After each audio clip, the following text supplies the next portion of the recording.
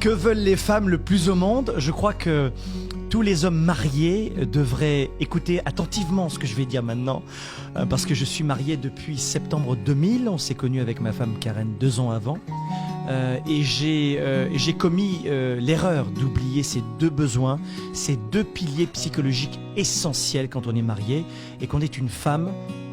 Et lorsque on est en couple, on a tendance à peu, c'est vrai, être bouffé par le métro boulot dodo, le quotidien, et on prend un peu moins de temps.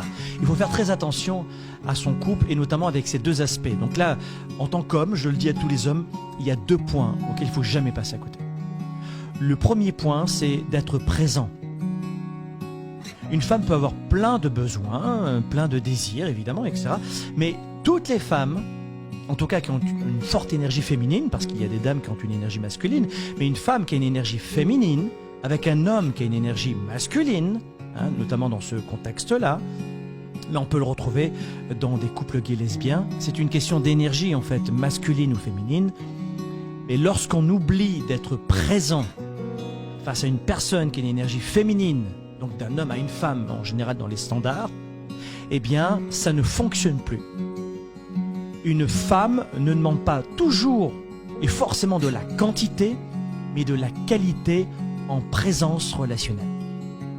Et c'est vrai qu'au début, le téléphone, les appels, les clients, et je faisais beaucoup d'erreurs de ce côté-là, c'est-à-dire que je n'étais plus toujours présent, parce que j'en avais plein la tête. Et ça exaspérait ma femme et ça exaspère les femmes. Donc toujours être présent. Et le deuxième point qui est très important chez une femme, elle a besoin d'être vue. Et évidemment appréciée, mais vue.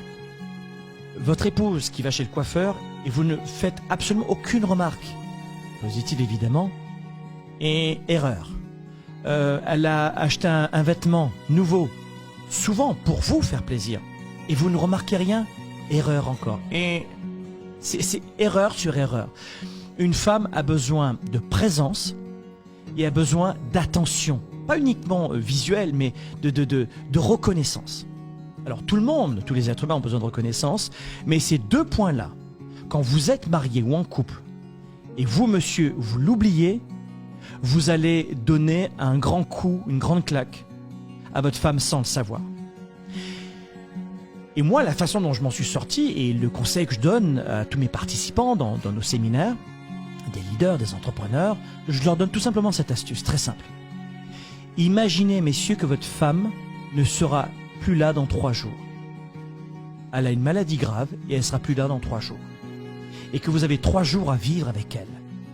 Alors cessez de banaliser sa présence. Cessez de banaliser son sourire. Cessez de banaliser cette énergie, cette âme, ce cœur. Cessez de banaliser cet être humain, cette femme qui est en face de vous, que vous avez choisi, parce que demain, elle risque de ne plus être là.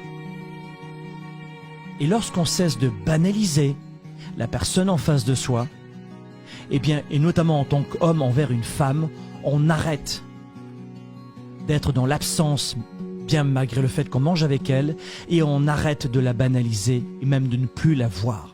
Une femme a besoin qu'on la voie, ça suffit la banalisation, et une femme a besoin de présence.